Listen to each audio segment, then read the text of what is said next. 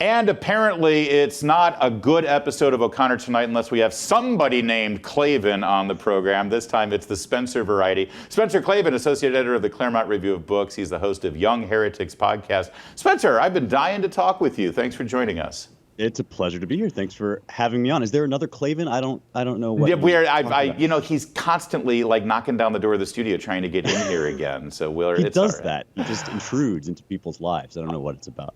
What are you gonna do? Well, let's talk about you though. So you're one of these like young, up and coming conservative voices right now that's sort of utilizing new media and talking about. It's funny, you don't really talk about politics, but everything you talk about affects politics. Am I characterizing this properly?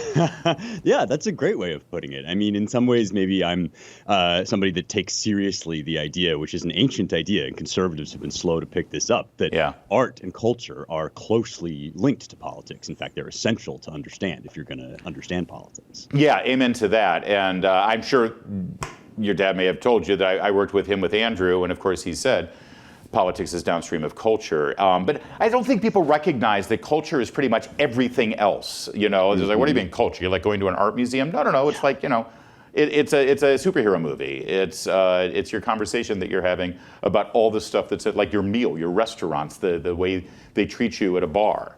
That's right. I mean, it's really the air you're breathing in. You know, there's that old joke, the old fish swims by the young fish and says, "How's the water, boys?" And the young fish turn to each other and say, "What's water?" Right? That's what culture is. It's the things that are, the values that are instilling themselves without you even thinking about them or arguing about them. And Spencer, by the way, has a book coming out because, of course, he does. Tell us a little bit. This is about literally Western culture, how to save the West, because somehow we've sort of abandoned Western culture and Western ideals here. I mean, I say this all the time. When I see tolerance in our major cities for people, vagrants living on the streets and in tents and urinating and defecating, it's like, we learned these lessons like 1,000 years ago about how this is how people get sick and how diseases. But for some reason, if you point to that and say, no, Western civilization has transcended this, in some way you're a Neanderthal or something. That's right. Yeah. And what I argue in the book is that argument is designed to stop you from realizing it's false, right? The idea that old books are somehow prejudiced or backwards or based on these, evil, isms like racism and whatever, that's designed to stop you from ever actually cracking the spine of one of those books. And one thing we do a lot, I think, as conservatives is we pound our fists on the table and we defend Homer, we defend Shakespeare, but we don't do a lot of reading Homer and reading Shakespeare.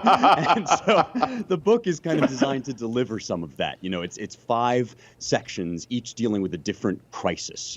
I sort of talk about different ways in which all of our news stories are pointing at these crises. So the crisis, for instance, of art, right? The crisis of meaning, which is coming up in all of our culture wars, right? All these fights we're having about what movies are and aren't good and, what kind of people are supposed to be represented, all kind of pointing toward the thing we were talking about at the beginning of the show, which is that your superhero movies, your restaurants that you go to, your architecture that you're surrounded with, this isn't just window dressing. It's not just a kind of side entertainment. It's actually the air, the ethical air you're breathing in some sense. Oh, listen, you watch some of these Avengers movies, and it's like, hey, I think Homer wrote this a while ago. I mean, there's a whole lot of Odyssey going on in these films. But you're right, it is.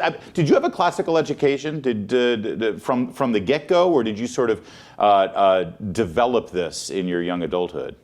No, I was really lucky. I mean, you know my dad, and so I did, in fact, despite rumors to the contrary, grow up in a house with my dad, who filled the house with books, and I was kind of able, in a really fortunate way, to weave my way through the academy, which I'm a big critic of. The modern American academy, at least, I think, has really fallen down on its job by, signing on for this kind of anti-Western project. Totally. But I was able to find a lot of great instruction. I did a PhD in classics overseas at Oxford. And, what I really took from that was that these books that are supposed to be so formidable, so imposing, are actually like about you. They're for you.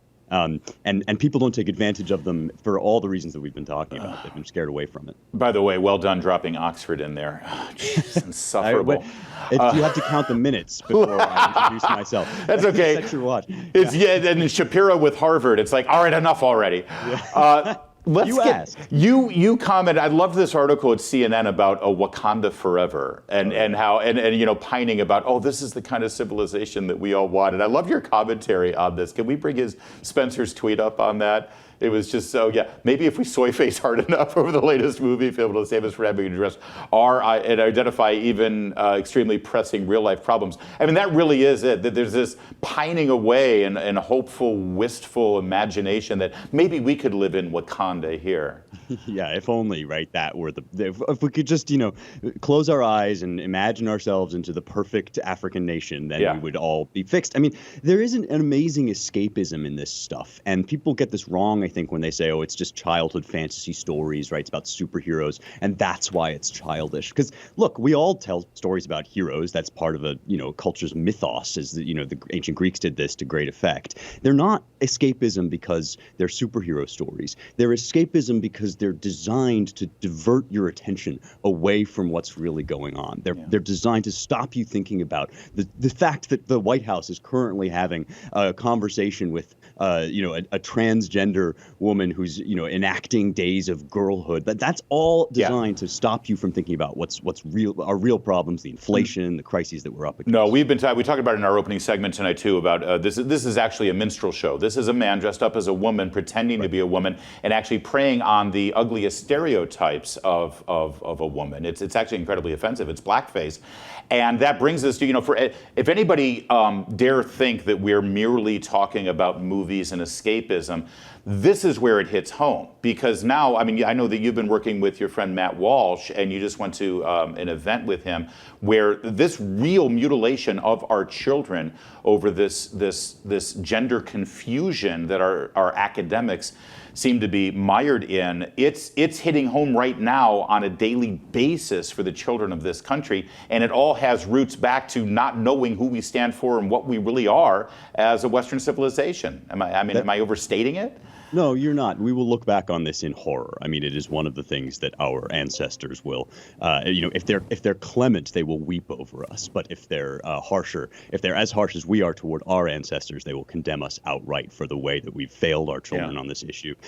Minstrelsy is a good word for it, but I think it also has to do with this same impulse to turn away from the basic problems and facts of reality. There's a whole section about this in the book.